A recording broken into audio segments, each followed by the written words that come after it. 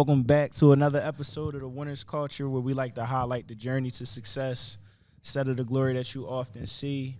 I'm your host, just Daryl. 1 R, 1 Y, 1 L, just like water is wet. To the left, I got my co-host with me. Hey, y'all, it's Bondi. And to my right. It's just JJ. And as always, we got a special guest with us today. The Wolf is in the building with us. Oh, man, how y'all feeling? What's going on? I'm happy to be here. What's going on, good brother? How you feeling? What's going on? I'm feeling good. Feeling good, to say the least. I'm honored. That's what's up. How was y'all days today? What you get into?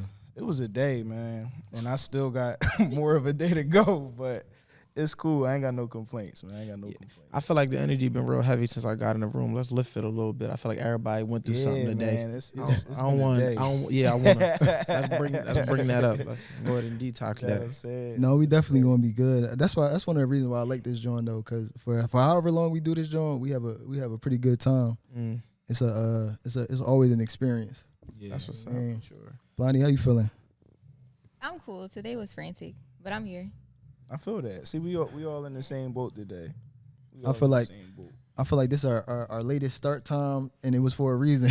God was telling us, y'all gonna need to start at 9 today. Y'all gonna need to start at 9 today. Slow down. But no, Wolf, we appreciate you being here for real, man. And I appreciate it. I know I was supposed to get with y'all, so I wanted to make sure I came through and delivered. You know what I mean? But yeah, I like the setup. I like what y'all got going on. I'm always happy to come on platforms and just engage in good conversation. Thanks. We really appreciate it. So we're gonna get right into it. A couple questions that we had for you. So if somebody asks you who you are and what you do, what would you say? I would just say, when we think about title, man, first of all, I'm a man first. Yeah. You know what I mean? Then every other title, I'm a father second. You know, first and foremost, I don't want to get religion spiritual, but first a man of God for sure. But yeah, other than that, you know what I mean? I'm in a space of leadership. I feel like I specialize in communication, and everything I do is just centered around that. Whether I'm in a marketing business, entertainment business, production business, I'm an author. It all just centered around communication, and I'm an educator. Not like you, though. I know you're a real teacher, but No, you do be educating. Like I said, I tapped in a couple times your conversation with Mandy, your conversation with yourself. yeah, Both times I got a lot of gems from that. Where we're at. yeah. I'm happy you was able to. That'd be the goal, really, to just try to put as much information out there as possible, because you never know who might need it at the time, right? But just making sure that it's out there for them if they need it. I think that's the overall mission, right? Yeah. Yeah. Can you tell us about like where you from? Yeah, for sure. So I'm from, of course, we in Philly, from the city, of course, but I was born and raised in Logan, like, you know what I mean? From there, that's just pretty much what it is. It's near Germantown, like it's that area. We are our own area, but I went to all of the schools in Germantown High School, you know what I mean? I've graduated from Hope Charter, went to Logan Elementary, then I went to a school called Fittler, which is in Germantown. But, I'm from like the higher numbers of Logan, not the low end. Like I'm from 18th Street. Okay. So you know what I mean. But that's where I'm from. That's where But it's so I'm gonna be transparent. It's been so many years since I've been asked like where you from. Like I'm from where I'm from. You know what I mean. That's what it is. Wall Street. You know what I mean. But at the same time, it's more so like where I'm at now in my space. I'll be 30 soon. So like I ain't really identifying like. Where you from like that? I'm from there because I don't even know what goes on now in the hood to say right. where I'm from. I'm from there because it's in my blood, but it's not an attachment from like I'm just like I'm a representative of what you can become coming from these environments, from these circumstances. So I'm gonna be that forever, but at the same time, I just identify like I fuck with the city. Yeah, you know what I mean. I'm on some Philly shit. I dig that. I feel that. I feel like the reason why we kind of put that in there was to see like. What impact or is it still an impact from where you from on who you are today? You feel what I'm saying? Like elaborate, because I feel like I got you, but I want to make sure I'm following you. So like you can go ahead. I was just gonna say like being from where you are, do you feel like that contributed to who you are? 100%. Were you represented in that way, or is it just like an attachment? Like you said, just more so. No. So 100%. Like where I'm from is like that's my blood. Like that's who. Yeah, for sure. But and it contributed. Like everything I learned came from how my environment. You know what I mean? Where I was bred. Where that's where I learned the good and the bad. You know what I'm saying? So it definitely it makes you who you are, right? But when I talk about identifying, I'm just more so saying like in the politics of what goes on today. Yeah. You know what I mean? Of course, like I would say like they that's my hood, but I wouldn't be able to tell you what happens on a day-to-day because I don't remember the last time I really just sat down there and chilled. No, I feel that. But I tell them I'm a resource.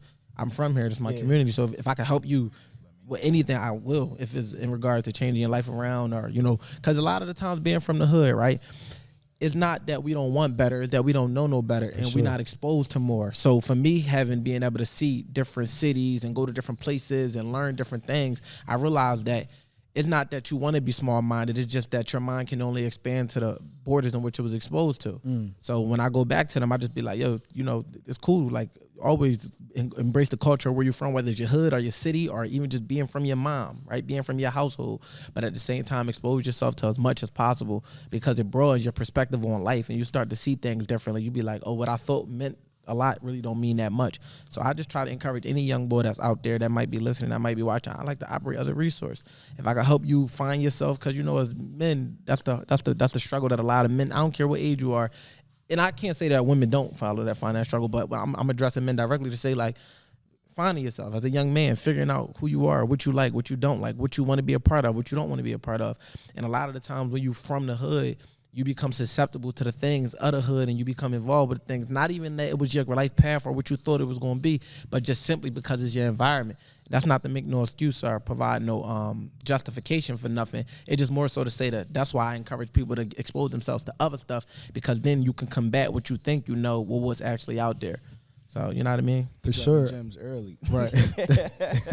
You got right to it. It was no time. But that's why I like how you started, because like even when we asked you who you are, if you was to tell somebody, you mentioned y'all PP ain't say no titles at first. Right. Like most people don't do that. They give you everything that they titles are, their profession, their career. Yeah. But to tap into who you are, the essence of a person ties directly into what you was just saying. So I was gonna comment on the last thing you said though. The thing about exposing people, you only could do what you see. You feel what I'm saying? I think I was talking to you earlier about how I teach in the schools, and that was really one of the main reasons that I had an interest in a show like this, was to show them that there's so many young black people that are doing it, that are doing something different, that are expanding their horizons, and they doing it other ways other than rapping or sports or selling drugs. You feel what I'm saying? That's not the only platform to get you up off the ground. So the fact you came in here and said that, and that's like one of your whole things. Yeah. I feel like it's extremely intentional that you here today. And to your point, like being the epitome of, I come from that, like I wasn't like, it's not like I wasn't in the streets. Like I was in the streets, like, but I'm not. Like I'm happy to say that I'm not. You know what I mean? And it's one of the things where I realized that it has to, a mindset shift has to occur. Yeah. And like, I'm gonna tell you some of the fears that you have when you leave in the streets. You think about like, damn, are they gonna still respect me?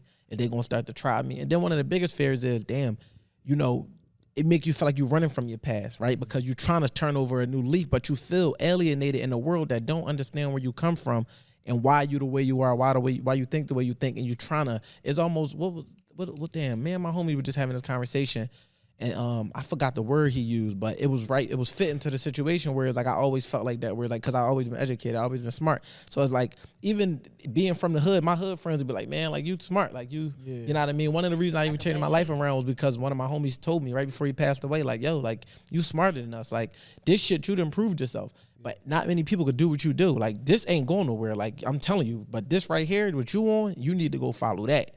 And like I didn't realize at a young age that he had my best interest at heart, because I'm just like, man, you want something. But then he passed away.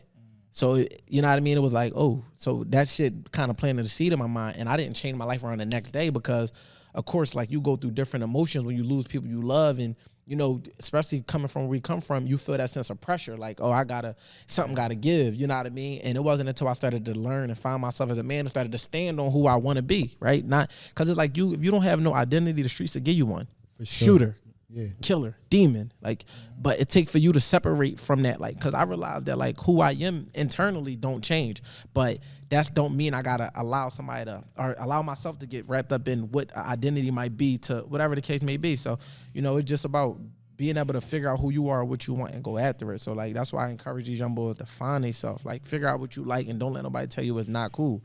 Like stand on that, the way you stand on it, being in the streets, stand on getting out the streets, stand on chasing your path and the things that you want. Because when it's all said and done, when you get older, I'll be 30. When you get to my age, you'll realize that everybody, as men, we start to have our own responsibilities. When you 20, everybody clicked up. Y'all all hanging together. Y'all running around together. You got 30 niggas with you. Y'all all going to each other cribs. Y'all fresh out of high school mode, trying to figure life out. By the time you pass that 25 threshold, I will hope if you're maturing in a direction that you're supposed to, you start realizing like, damn, I got kids. I got to do this now. And I don't got time to be hanging. It ain't that I don't want to. I love y'all, but like naturally my schedule don't permit me to just chill with you. My daughter got to be to school at 7 in the morning. She got to be picked up by this time. And then I got to help her with her homework. And then I got to film and I got shit I got to do. So I love you, but I'm busy, right? So once you get to that point, you feel alienated and isolated. And it's like everybody, all of the shit that you thought I'm going to be around these motherfuckers forever. By the time you get to a certain age, it's like, I still love y'all, but even if I wanted, me and my friends have to be intentional about hanging together. Yo, who free on Thursday to play ball at 3? Yeah.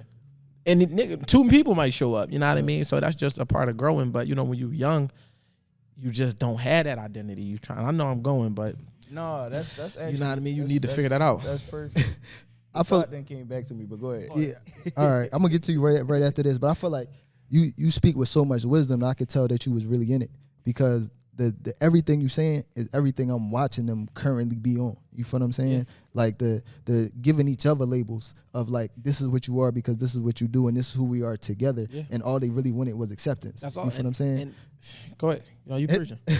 No, I was saying that all like, and you can see it, like all they wanted was acceptance. All they wanted was to be somebody to somebody. Yeah. You feel what I'm saying? And so once they get that, they'll take pride in that. You feel what I'm saying? And if I can embrace it. Mm-hmm, and if I can get that from every time I step outside into the community by doing whatever little thing I'm doing, even if it go against what my parents telling me or what my guidance telling me, I need that validation for myself. From your peers too. Yeah.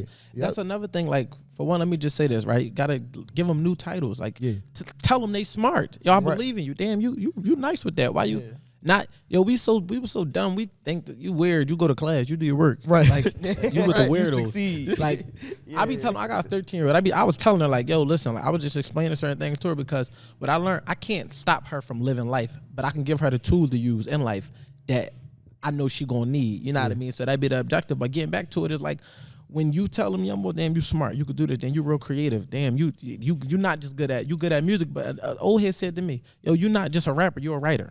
You can write film, you can write poetry, you can write this, you can write that. Look what happened. I wrote a book. If he didn't tell me that, shout out to my old head at the time. You know what I mean? That's when he told me that. It's like he said this in 2014. He was like, yo, nah, you're a genius. You're not just a rapper.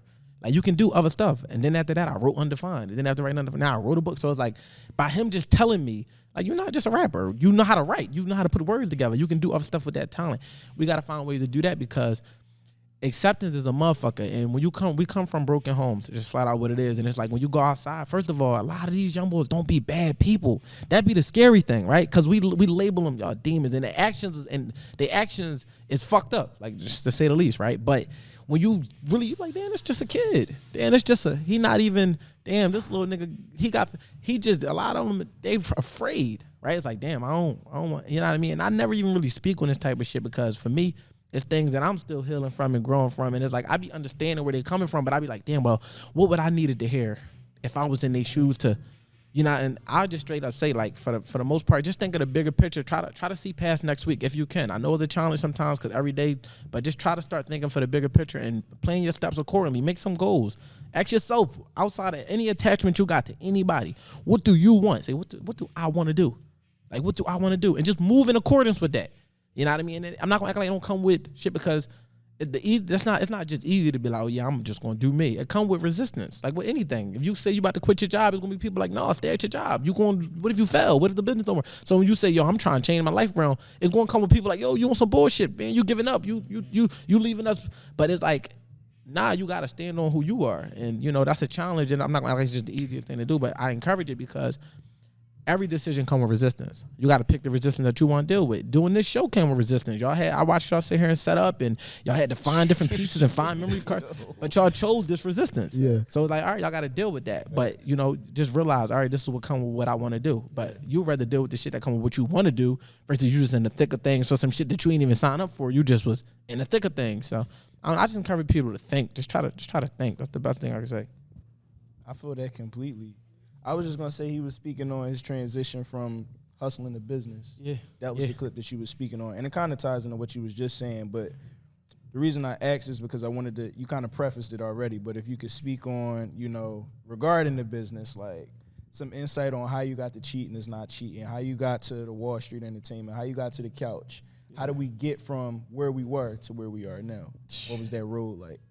It's crazy, right? Because like I might have to write a book on that, simply because I've been finding myself answering that question a lot. But it really was just a pivot, bro. So like it ties to so many different variations of elevating, right? Because it's like when you grow, when your mindset changes, you just don't be interested in certain stuff, right? So like people are like, "Why you stop rapping? Why you stop rapping?" And I was like, I was burnt out. But when I think about it, it was like part of it was being burnt out because rappers carry an identity, right? So it's like within being a rapper is like you have, whether you want to have one or not, you have an image, whatever it is. The image could be directly who you are. You could, it be associated with you. And it's like, once I started to elevate beyond that, well, I stopped rapping because I didn't even know what my identity would be. I'm like, I've been this way my whole life. I'm trying to figure something. I don't even know what to talk about. I hadn't lived as a businessman yet to be able to put that in a rap.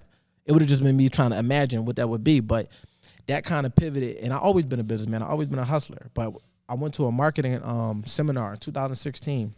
Shout out to Tam, December 16, 2016.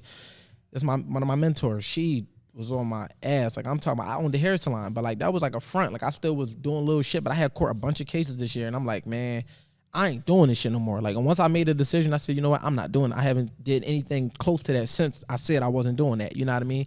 And she was like, yo, she always would give me a little advice stuff. Yo, you need to come. And she was only charging like $150 for a ticket, right? But I'm like, she like, don't worry about the money. You don't got to pay. I'm like, all right. But it's in Delaware. So that's another thing. So I get up, it's raining. I'm like, oh yeah, I'm definitely not going. She called me. I know you're going to try not come.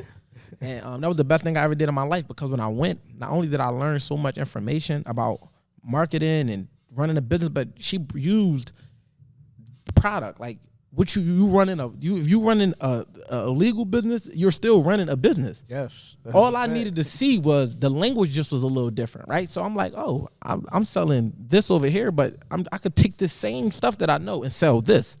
And like I used to make a joke. I'm gonna jump around a little bit. One of my cousins used to be around this area doing what he do. And I used to be like, you ride around what you ride around with, you're going to jail. I ride around. I started selling hair bundles. I'm like, I ride around with these bundles. I can ride around with 100 of these. I'm cool. Like, you know what I mean? I used to just laugh in bed or whatever the case may be. But getting all the way back to it, it took for me to be exposed to her making money from talking and teaching people. And I ain't talking about a teacher that went to get a degree. She was literally teaching. And I'm like, I could do this. And once I told myself that, I ain't initially jumped right into it. I took what she taught me and I applied it to my business. And I seen instant success. I'm like, yo. So my mindset has shifted. I'm like, I don't have to sell a drug ever again in my life, because I have the tools to use to apply this hustle. I've always been a hustler. So that's how I transitioned from the streets into business, right? But within transition, and you become a baby. I'm a baby. I'm an infant. I don't know much. So I still got to fuck up. You know what I mean? So I'm paying for LLCs. I'm paying companies. They charging me all of this bread. I'm trying to get things done. People just running me around. So after a while, I know it's an easier way. So after I made the fuck ups, I started my own company that helped people start businesses, which was First Step Marketing, which was like, now I'm going to be a resource for the people, because I know there's people out here that want to get out of this shit, or there's people out here that's trying to get out of their job and don't know where to go, don't know what to do. So I got myself and a bunch of like-minded individuals, a bunch of college kids at the time that seen the vision. And what you see came together was First Step Marketing, you know what I mean? As far as in me transitioning to Wall Street Entertainment, you know, it was just one of the things where I left the music without an explanation, even enter management without explanation. I never even explained why. People just like, yeah, he just vanished. Like, but they're like, you left while you was popping. Like, you didn't leave. It ain't like my career was bullshit. It ain't like I got millions of plays. I got millions of views, and I stopped. And people would be like, why would you? I know it's people out here that still don't have as many plays and views as I've had as an artist, but I fell out of love with it. And like I said, I transgressed into my identity was changing. I was becoming a different man. But and what growth becomes, you got to shed layers of skin. But the exact part was just me being a businessman. And I always managed artists. People just didn't pay attention. I had Princess Am. I had Cousin Ted. I had Tyron Vasquez. I was managing them while being an artist. I was just an artist, so people just think, oh, they all under R&O. You get what I'm saying? But the fact of the matter is, no, I was managing them. I was coming up with marketing plans and mind you, another thing that Tam helped me know. I didn't even know it was called marketing. I knew it was called marketing, but I've never seen somebody market legal. I don't know how to explain it, but fact of the matter is, when I seen her doing what I was doing and she gave me the formula, I'm like, all right, I'm gonna do this with everything, flat out. But lastly, I'm gonna just say this, and I'm gonna pass it off. It was like I went into the management thing because I wanted to be what I didn't have as an artist. I'm like, I was an artist. I used to crave for good management. Like I felt like if I just had somebody that believed in me, I could take my career to the next level. And I had somebody, but he had went away because he was in. You know what I mean? So when he went away, I lost that. So I'm out here younger with no guidance, no direction, making dumbass decisions, just not having no guidance at all. I said, all right, you know what? When I enter this business, I'm gonna be the reverse of that. I don't operate like the execs that don't give a fuck. I was an artist, so I care about the artist. Now I understand business, so business is business. But the fact of the matter is, I said I'm not working with artists that I don't personally believe in. So I had FH Snoop, I had ZM5, I had DJ Crazy. These artists, I'm sorry, manager comedians, Humir, I had Gee Funny. We had all of these people. It became like the Wall Street family because it was like, all right, now this is the culture we always had. We always was family oriented. Everybody, one team, one mission, everybody on the same thing. Everybody know that it always been us. And, you know, I did that. And then when I kind of got burnt out from that, you know, in between that, I wrote my book and all of that. But I transitioned to, I said, I want to stay tapped in with the culture, but I don't want to be on the music scene. I don't want to be a manager.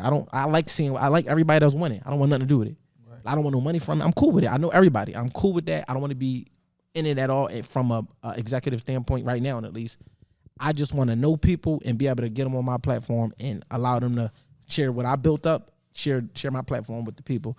So, you know, that's just like me breaking it down, you know, portion by portion. I did skip over some shit, but I'll let it flow through the conversation. Yeah, I was about to say, you touched on this a couple of times. I wanted to get to it before it got lost, is that when your man told you that you was more than a rapper, you was a writer, right? And that led to you writing a book. And when I had first met you, well, actually, it was the second time because the first time we met at Manny's event, but the second time at the Rec Philly, you was passing out your cheating is not cheating. Yeah. So can you give us more insight onto what that's about and you know how that came about? Yeah, for sure. Cheating is not cheating. The subtitle says a guide to understanding a man's nature, but really it's just a guide to understanding human nature. And the premise of the book is it's for communication and understanding. So it's to encourage the conversation. When you hear the title, it sparks your interest from the rip. What is he talking about? No, it's not. The girls, he on some fuckboy shit. And then the niggas be like, wait, is he saying my girl could cheat because she can't? Like, and I'm like, no, I never said a cheater is not a cheater. I said cheating is not cheating. And that's because there's no universal law to be able to identify what cheating is. Like, we all four people, we sit up here and we have our own perspective of what we consider cheating to be. So we can't generalize it to say cheating is cheating because there's no one definition. It's subjective and perspective based. But I encourage people to communicate with the person they're dealing with to see if they even share the same perspective on it. And if not, adjust your perspective to fit the relationship or don't fuck with the person at all. Don't get with somebody and try to change who they are to fit who you want them to be. Either it work or it don't. If we can't agree that this is cheating, then we not meant to be together because there's some people that's monogamous, polygamous, polyamorous. They share these different. So imagine you deal with a girl and she think it's okay to date girls and you feel like I don't want you dating nobody else. You know what I mean? You might feel like you don't want your girl having friends of the opposite sex. She might feel that way towards, but you might be like, yo, it's harmless. I've been my best friend since second grade.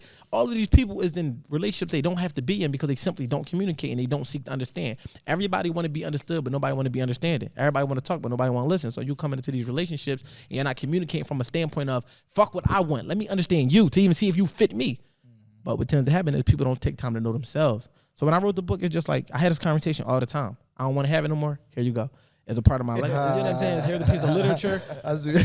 Go ahead. I could be in a million places at once. Here you go. Take it with you. I see what you're saying. And to show them young niggas from the hood, take your pen and write some shit. You can do whatever you want. Right. I did everything. People used to think I was all over the place. No, I was setting the blueprint. I showed you how to start businesses. I showed you how to run a web show. I showed you how to build a movement. I showed you how to be an artist. I showed you how to market yourselves. I showed you how to write a book. I'm a blueprint to show you that you can do whatever the fuck you want. And I came from the hood. I didn't skip that. Yeah. But people from my generation know. The young niggas they can't even imagine. Wolf? No. I love that. Like, no.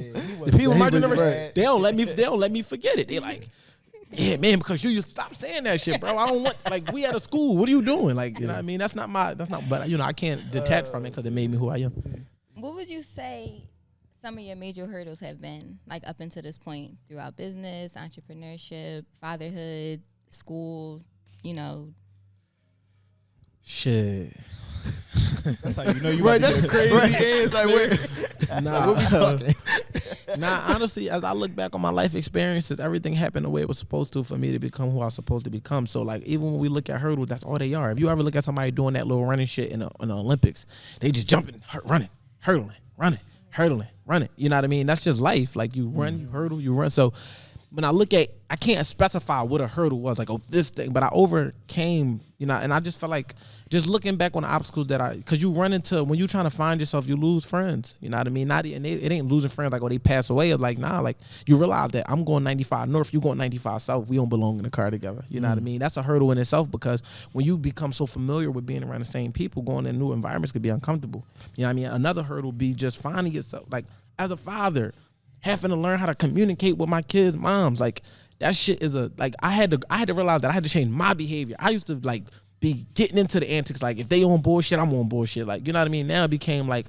and let me be clear when I say that, we never had no real shit, but just regular, when you parenting with people that you don't share parenting styles with, and you got to learn that while having a kid, that's a process. So for me, it was like, all right, how can I be better? I can't even ask them to be better before I become better. So if they own shit that I'm not on, I'm not feeding into that shit. And that was like something, because, you know, I look at it like, that's my intimate world. That's my kids. So that a lot of shit, the world, outside world, social media, I don't give a fuck about that. That shit don't bother me. My kids, like, and when I say that, it's like, it's like when you and your siblings at it, they can actually get under your skin. Somebody in your comments might make you be like, man, fuck that person. But if you and your brother, your Tell me about it. you know, so the best thing I said, we got gloves at my house. if I'm going to be able to parent the way I want to parent as a dad, I got to find a better way to communicate with the people I split this kid with. You know what I mean? And that was thing. But, you know, the real hurdles are just, I've been evicted like fucking 7 times. Wow. Like a bunch of repos. I got a criminal record that, you know what I mean, I'm working on trying to expunge or seal, and just, you know what I mean? So these are all hurdles that present themselves. So I don't want y'all to think y'all ain't supposed to go through shit. I fucked my credit up multiple times. People think life is just over. Nah, you just got to get, prime example. Let's look at a push-up, right? When you get down on the ground right now and you do a push-up, it don't matter how many times you go down. It don't count till you come back up. It don't count. When you go down, it don't count.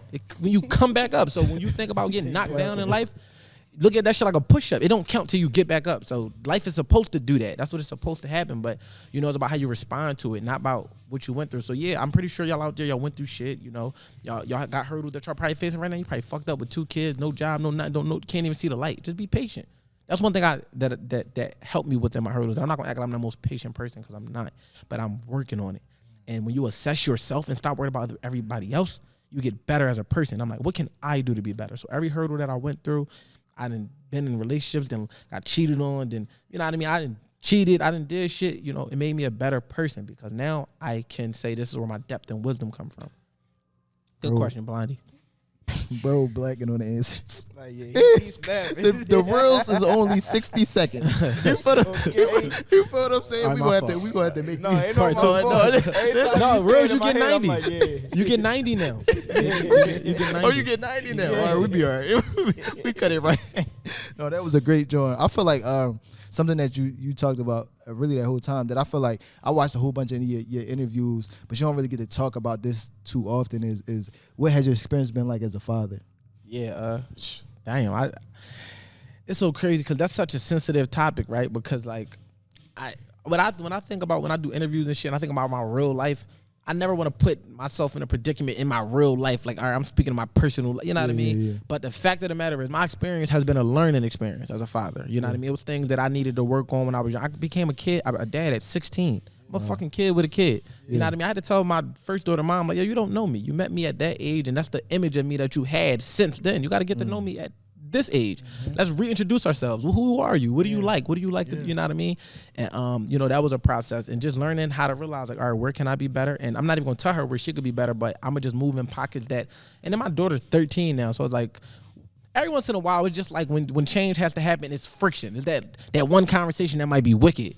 But other than that, it's like, and that's what both of my kids' mom were, though. What my second kid mom, I was a little older, but still very much don't know myself like that, right? So it's like, me and her actually had a friendship, went to college and all that cool shit, but it was like one of the things where that was another decision that I made that I learned from in a different way. So it's like, but when I look back on both of my experiences, even if it wasn't me coming into thinking, oh, I'm gonna be a dad at these moments, fatherhood has made me develop into the man that I needed to be. And even the things I don't like about the situations and how they played out made me better, because it made me realize that I needed to work on a lot of things, and we still growing and developing. But what I do appreciate is they try and I try.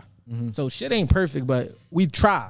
And what I mean is, it's like, we try to understand each other. Try to, all right, you want to do it that way. I don't really, all right, let me try. Let me see if your way work. Oh, you can't do, you know what I mean? And, you know, that's all you can ask. But it didn't start like that. But that's the growth and the development and them and me, because we older now. Yeah. And we got, it's about the kids. It ain't about your personal agendas and how you feel and what you think. And you don't put yourself before your kids. Like, always take them into perspective when you being a parent. Cause it's your job to guide them. It's your job to protect them. It's your job to put them on game. And if you worried about yourself, like, you know what I mean, then you're not even being a parent at that point. You're being selfish. Don't be selfish. Right off that, because this is the first thing that come to mind when you talk about it. Like I said, it's so much wisdom in everything you say. But did you grow up with a father? No. So this is all learned from. Me and my dad just connected. We just went out for the first time last week. Wow, so when this come out, probably You said y'all went to the Eagles game, right? Yeah, I took him to the Eagles game. That's my guy, man. We building a relationship. I'm getting to learning. But no. So that's the thing. That's what made me want to be a better father. I always tell my kids, I'm just trying to be the dad I didn't have. This shit don't come in a manual. I'm not perfect. And I tell them from the rip, I'm not allowing them to make me have to be perfect. I'm a human. Like, and when you get my age, you're gonna realize you're human too. But for the most part, I'm there. I'm present, and I make sure that. And my dad wasn't absent because he was just a piece of shit. He was in jail. You know what I mean? As we got connected and started to talk, I started to understand his decision. And I realized we'll put him in a predicament that he was in, and he realized it. And it's like I said, we can't get the first 30 back, but let's see what we can do with the next 30. Like, let's build from here. So, you know, I had a stepdad though. My stepdad was a real nigga. You know what I mean? He was a man's man, like, you know, a provider, a protector. He took care of 5 of my mom's kids. None of them was his. So it's like, you tell me somebody that's doing that, man, motherfuckers don't even step up to the plate. Right, for their own shit. So it's like, I told my dad that, I said, because my stepfather passed away, but he made me, he raised me. Before him, I always had, you know, the heart be in you, but you need a man to tell you how to be a man. Like, he used to, like, you know what I mean? Because when you look at, that's why I always tell women, is like, I don't say that, like, daughters need their dads, and boys need their dads. The reason I needed a man in my life, because if I was supposed to get into a fight, my mom would have been like, no, don't. My mom not going to sit there and let me get my ass beat. She can't take it. Get off my baby. But a man to man, you like, go out there and fight. You know, as a man, that's what you got to go through to earn your respect from men. You got to defend yourself. You got to be able to, and that ain't got nothing to do with no toxic masculinity and none of the bullshit that social media. That's how we become men, right? That's how you earn the respect, by being able to defend yourself, stand on your own. That don't mean you go pick on people. It just mean you learn that way. Without my step pop, I probably would have been soft, like, you know what I mean, like, on a, like, I don't know, non-confrontational or something. But because I had him, like, nigga, you better go the fuck outside. Y'all gonna line it up. Me and my brother used to be in whole neighborhoods. He got us lining it up with 5 and 6 niggas. All right, that's what it is. I don't care if I win, lose, or draw. We gonna line it up. I'm gonna fight all y'all niggas. You know what I mean? Y'all not gonna jump me. But with my mom, I probably would have ran home or something. So just little simple shit like that. And I told my pop that, like, and he was like, damn, I wish I would have got to shake his hand. He called my mom and said, yo, I heard about your friend Jay. I wish I would have got to shake his hand before he passed away, because my son told me he was a real dude. I'm like, no, he was a real man.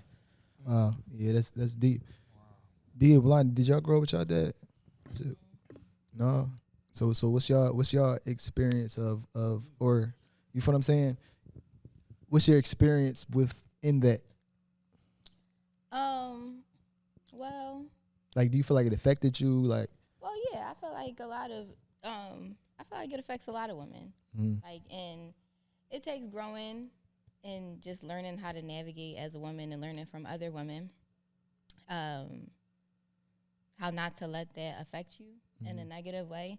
Because, like, stuff stays with you. Like, trauma is trauma. Like he was saying earlier, we all come from the hood. We all have certain predicaments that are just normal in each household. And I remember growing up, I thought it was just normal not to have a dad. Like, for real. Like, it was, like, I would start meeting friends. Because, you know, my cousins or, like, the people in my immediate household, like, you know, we didn't have our fathers. And I met a friend. And I remember she had a cell phone. She was like, yeah, I'm about to call my dad and see if he could da-da-da. I was like, oh, you got your dad number? Like, wow. I know, and that's so simple, but I was so amazed. Like, she had just moved to the neighborhood. She was like, yeah, I talk to my dad all the time. And I had another friend. She was like, oh, yeah, I got to call my dad so he could, like, buy me some Uggs for the winter. I was like, y'all be talking? Like, what y'all talk about? Like, right. Wow. like, you know, I just would be very intrigued. But I would say it affected me. But I'm not going to get into all of that. But it helped having other women to be around. Like, I didn't have my father, but I did have his brothers that came later in life. So, you know, I had my uncles. And my aunt, like, would have her boyfriends. They always took good care of me. Like, you know, like, little stuff like that. I always had a great male model in my life somehow, whether it would be a teacher or a friend or something like that. That's fire. Do you think that it changed how you view men in any way, or it didn't have an impact? Yes, yeah, in a sense. How so? Well, like my perspective is slightly different. I didn't villainize men. Like I actually had a bit of pity for my dad because I knew both of my parents actually. Because I didn't a little bit more about me. I didn't grow up with either of my parents, like my mom or my dad. It was mostly just my aunts and my grandparents and stuff. But my parents just had hard lives. And I knew I understood that at a very young age, so I didn't fault them for it. Of course, you get sad about certain things, but, like, I didn't fault them. It made me understand that they were humans, too, which is kind of like what you said earlier. So I just got that at a very young age. And you have your feelings. You feel sad some days. You want your parents. You need them for certain things. But I just knew that, they're humans. They have their own things that they have to go through, and, like, you want your parents to, like, you want that the switch to go off as soon as, like, you become a parent. Every child wants that for themselves from their parent. But, you can't always have that. Yeah. And I will say one of the most important things my parents have ever taught me unknowingly was how to, like, live without them. I know a lot of people don't have the luxury of that. Like, they kind of crumble and they fall apart when their parents go, especially, like, in your adult life. When things really start getting hard, like, in your 20s and 30s, like, when life really start getting hard. And not that I don't have people to be around and support me, but I don't use them or even the trauma as a crutch. So I felt like it kind of, I was able to transmute it into something positive. D, what about you? Yeah. I feel like in a certain essence, I kind of got the best of both worlds, like between my father and my stepdad, that I always consider my dad as well. Like, I feel like I got two. Like, one taught me how to ride a pedal bike, the other taught me how to ride dirt bikes. You know what I'm saying? But I would say for me, I still had strains in my relationship with my father, but through those strains, even in that, I was still able to learn some of my most valuable lessons as a man from the both of them. Like, growing up, and I think it kind of plays into the conversation we was having privately. Like, it's funny that you had mentioned it about, like, being soft as a man, like what that is, defining what that is. And I shared with them, like, in one of my most challenging moments, to sum it up, basically, a lot of people were saying things about me, and I was older at this point, and I felt like I was in college, and I felt like I was either going to handle this the way that I was raised, or the way my elements and my natural habitat would handle it, or I would just let him talk. And it took my father to tell me something about himself where he made a choice that ended up in him facing a charge because he didn't have the strength as a man to walk. 100%. And even realizing that, like, walking didn't make me soft, walking made me strong in 100%. that predicament. 100%. And even to your point, right, just to piggyback off what you just said, when I speak to, because it's like, all right, so this is the thing, right, because as men, right, it's important to understand how to express our emotions. Facts. But it's even more important to know how to not act out of your emotions. So that when I say soft, I'm not even attaching it to an emotional reaction. Yeah. More so just like not even being able to defend your family because you don't have the heart to step up as a man. Yeah. If somebody, that don't always got to be violence. Yeah. We have the ability to solve problems. We men, we are problem solvers. We create solutions.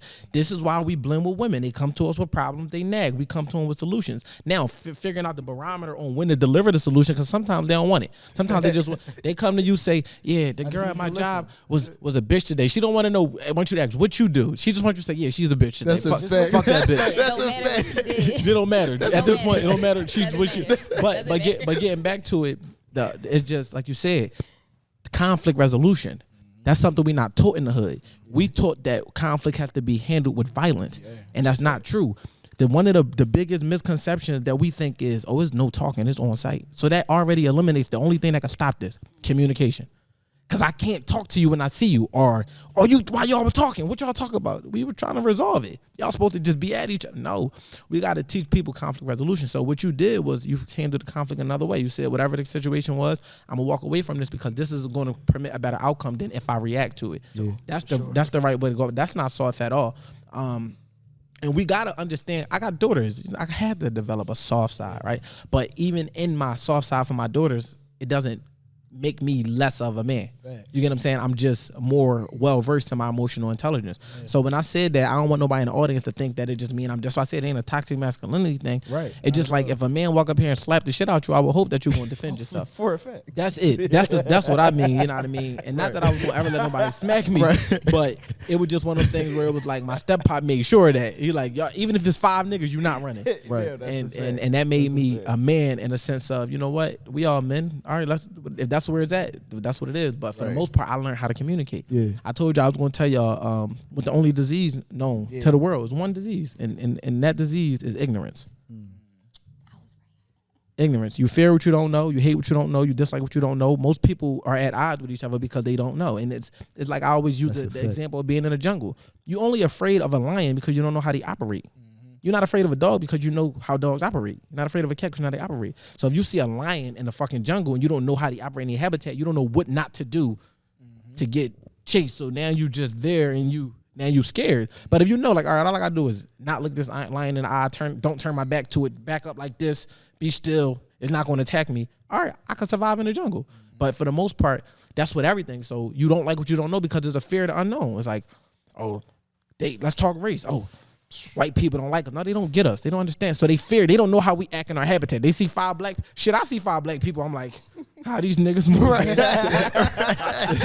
I'm not scared, but it's like I'm on point. You know what I mean? And it's like, so it's like even when I see 5 white people flat out, I see 5 white people pull up in a pickup truck. I'm like, what these motherfuckers on? The American flag. Because that shit hanging out. Motherfucker got a fucking skull head on his head. No, what are you on?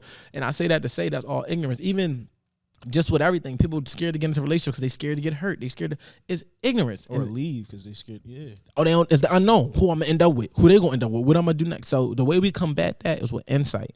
Insight over ignorance. That's the philosophy. That's the motto. The way we do that is by educating people, teaching them to communicate, teaching them to learn themselves. Because if you teach somebody, at one point you know how to tie your shoes. They'd put you in front of 1 million people, you'd probably shit yourself. I got to tie my shoes. I don't even know what I'm doing. Same thing when people go into public speaking. They freeze up. I'm like, you know how to speak. Just fucking use your words. Don't worry about if they're going to like you or like you. Just talk. Yeah, and, that's why I get on that. And it's just the same. So ignorance is the only disease. And the way we combat that is with insight, with information, with communication, with different things like that. And that's the only thing that everything stems from. We don't get it. So we fear it. We hate it. We dislike it. We oppose it. It becomes a threat because we just don't get it. So coming off that, man, listen, I ain't gonna lie, we're gonna have a part 2 of this because it's so much. You feel what I'm saying? It's so it's so much, and it's so much knowledge and wisdom, and it's like the people need all of it. You feel what I'm saying? I feel like one thing I gotta know though is it's so, like I said, so much knowledge, so much wisdom.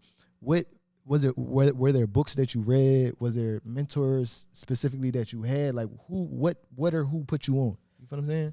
First of all, I feel like this shit, like, if I gotta be real, I always say, like, this shit God first. You know what I mean? Because, like, that's just what it is. But outside of that, it's like, I love learning. Since I was young, like, I always was smart. Like, I love learning. Even when I wasn't a reader, I analyzed and observed everything. Then I was blessed with the ability to understand. While my therapist told me I should be a therapist. And I was blessed with the ability to communicate in a way where people understand, right? Because we can all say the same shit, but for some reason I'm gifted to be able to say it in a way that everybody get it, right? And that's just the gift that I was blessed with, right? So all of that, when you don't know yourself, you don't know how to use your gifts. But as I got older, I started read a bunch of books. 4 Agreements changed my life. Round the Burn, The Secret changed my life. Rich Dad, Poor Dad changed my life. All of these things contributed to who I became as a man, because you got to educate yourself as a man. The moment you stop knowing, you stop growing. And you got to always be a creature of evolution. Same way our women is. They want to grow. That's why they don't want to deal with men that's stagnant. They want to deal with people that can elevate them. And as men, we got to constantly elevate ourselves. So me just being a person that loved to learn and a person that loved to teach, oh yeah, I'm the recipe at this point. And I learn something new every day. I learn something from y'all in this conversation. I observe and I analyze everything, and I'm always trying to figure it out. Like, that's just what I do. So, and once I figure it out, I talk about it. Oh shit, because people don't study people. I took psychology in college. I was just in college this year before I dropped out again, taking psychology. I was gonna get my degree. I'm like, I'm gonna get my degree. I'm gonna BS in psychology. But I was like, no, fuck it. I'm gonna just keep reading these mindset books, these psychology books, to studying the human mind, studying everything, Bro, I love learning. So that's what it is. And I feel like as a man, you should read the Four Agreements. You should read The Way of the Superior Man. You should read Cheating is Not Cheating. You should read Think and Grow Rich. You should read Rich Dad Poor Dad. You should read The Mastery of Self, The Voice to Knowledge. You should read The Secret. You should do the 28-Day Magic Challenge. You should read books by John Maxwell on leadership, because as men, we have to be leaders. Stop asking for these leadership roles and not being qualified. When you're a leader, you got to think for everybody, not just yourself. It's not about what you want. It's about what fits everybody. And sometimes that means you take the small piece of the pie. And you got to be okay with that, because that's what leaders do. So it's about getting out in front of the problem before it's a problem. Don't try to figure it out when the problem happens. Try to think ahead of that shit. Damn, how can I prevent the problem? So, I say all that to say, like, these are the things that I learned through reading. That's why reading is so important. But, we don't get taught that. And don't think you can't read. You read shade room comments. You know what I mean? You read captions on Instagram. You read tweets. You read. You just didn't find a book that captures your attention. But guess what? I got one. It's called Cheating is Not Cheating. Check it out.